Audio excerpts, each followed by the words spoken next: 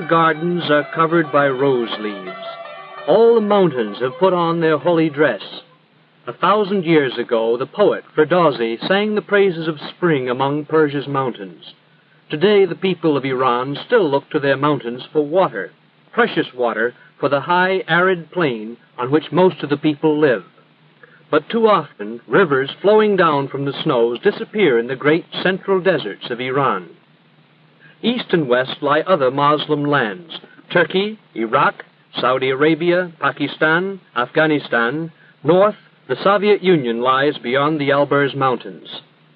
Iran knew greatness in the days when it was known as Persia.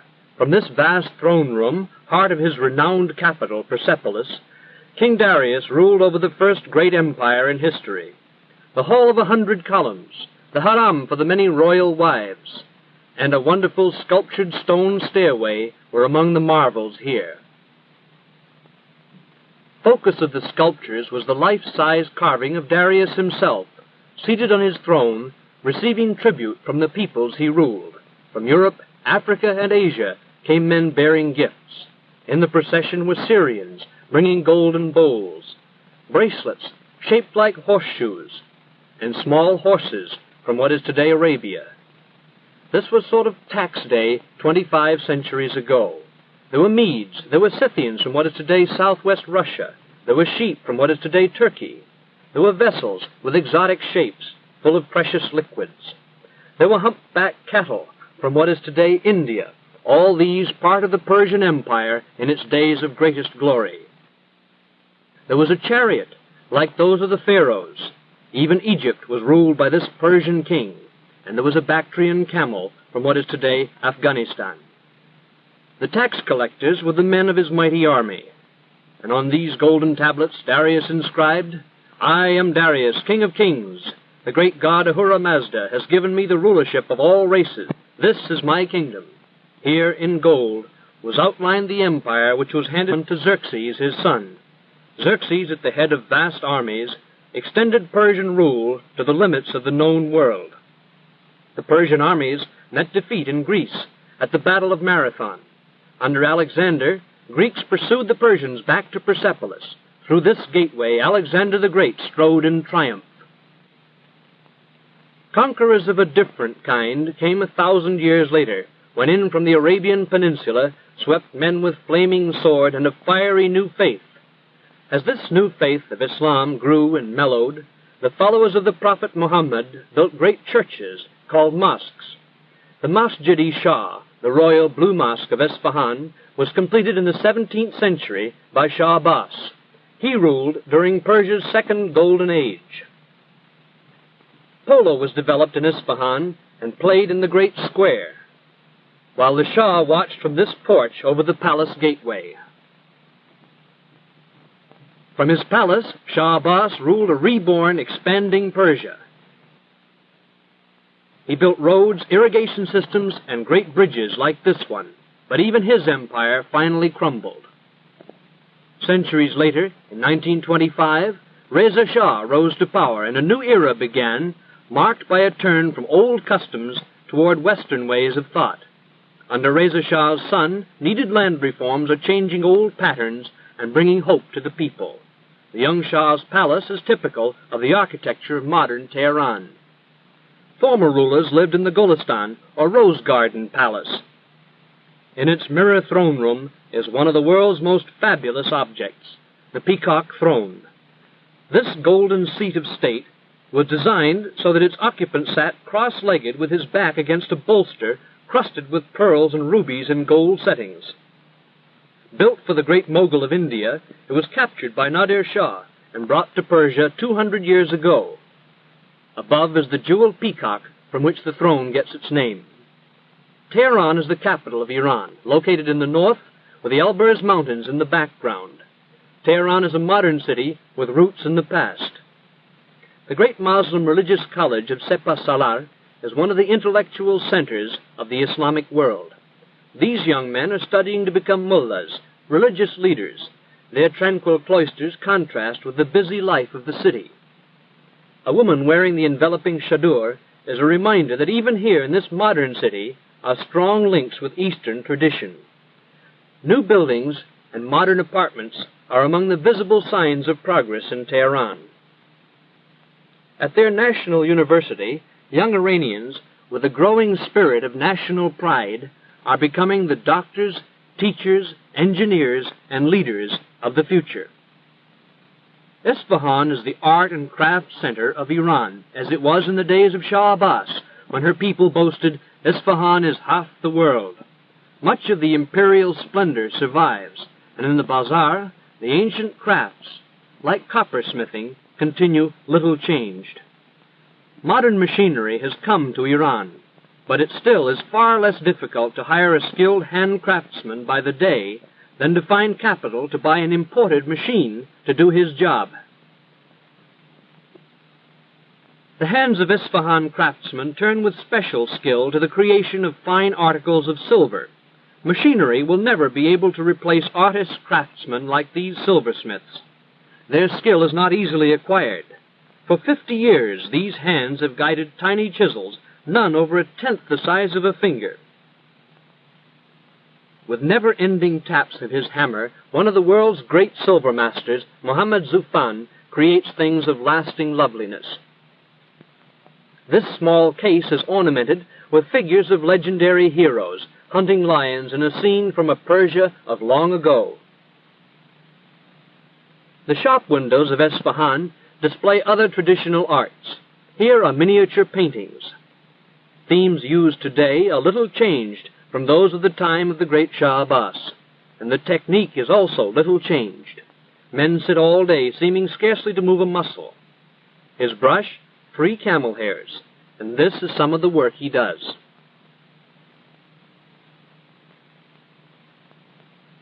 The best-known product of Isfahan hands is, of course, the Persian rug.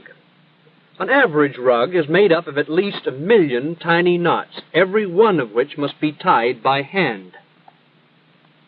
The knots make the woolen tufts or pile of the rug. The warp or foundation of the rug consists of cotton threads wound between large wooden rollers. Rug industry wages are low. One of these skilled weavers earns less in a week than an average American laborer receives for 2 hours' work. After a few rows of knots have been tied, they are pounded tightly together with this comb-faced hammer.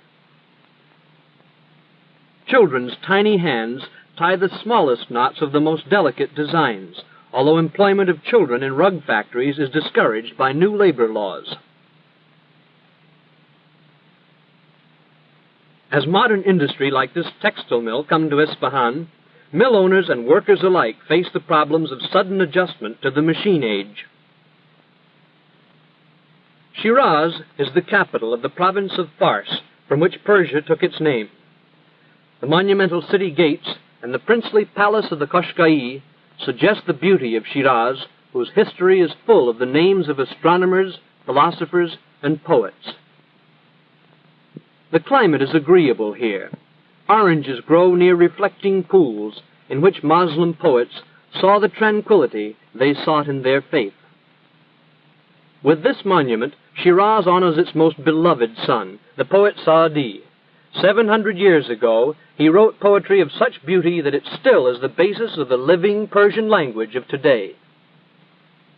The people of Shiraz are among the most progressive in Iran. Behind the caravan, still used for transport, rises their modern grain elevator.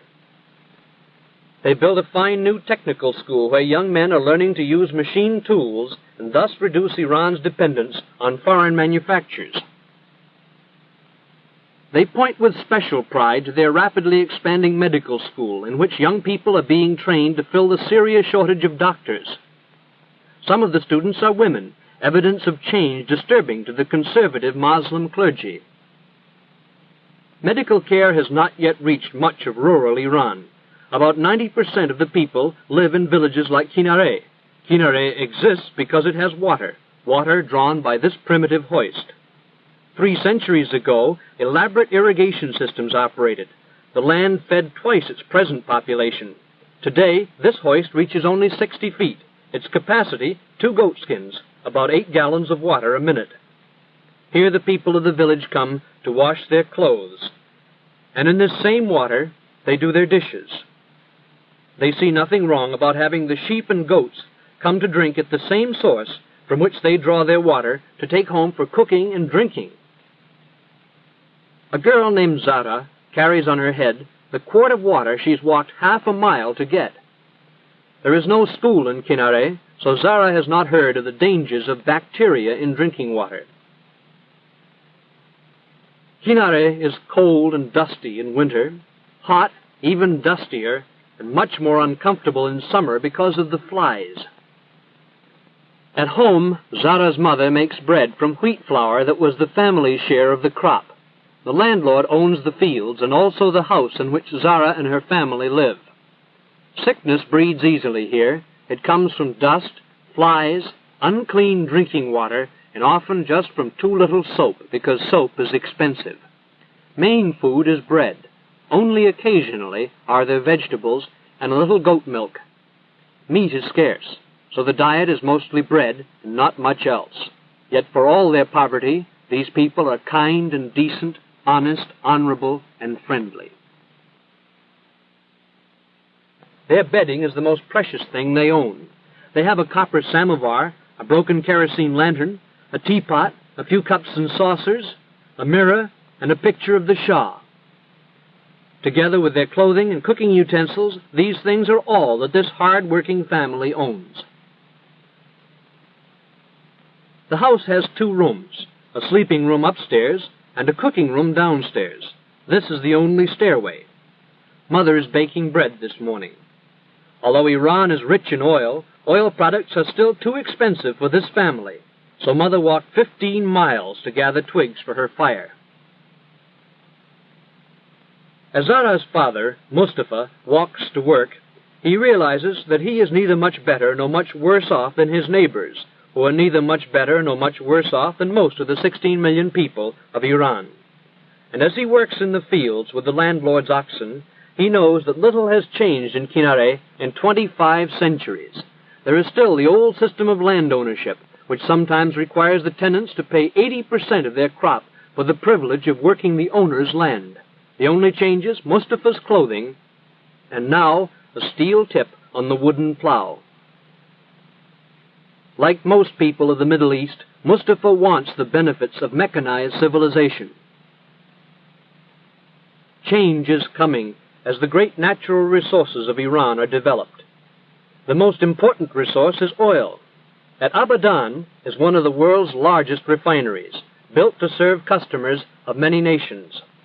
Developed by British interests, Iranian oil has been the subject of bitter dispute. With no tradition of mechanical experience, Iranian technicians are developing skills to operate complex machinery. High industrial wages have attracted men from all over the country to work in the unfamiliar angle of technical equipment.